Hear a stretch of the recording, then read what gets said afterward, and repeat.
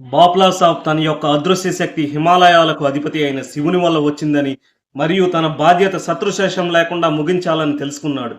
శత్రు సైన్యానికి అతి భయంకరుడుగా తన రూపాన్ని చూపిస్తూ బోర్డర్ నుంచే తరిమి కొట్టేవాడు.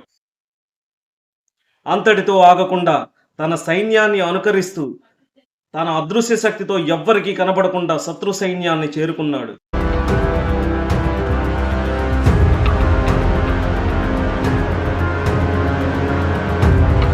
శత్రు సైన్యం ఎటు చూసినా చుట్టూ వందల మందిగా ఉన్నారు.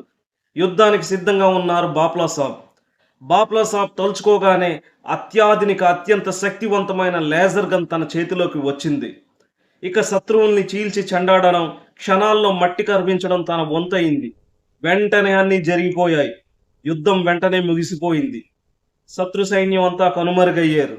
బాప్లా సాబ్ దేశం కోసం మళ్ళీ మళ్ళీ పుడతానా అని గంభీరంగా అరిచి తన పర్వతాల్లో కలిసిపోయారు.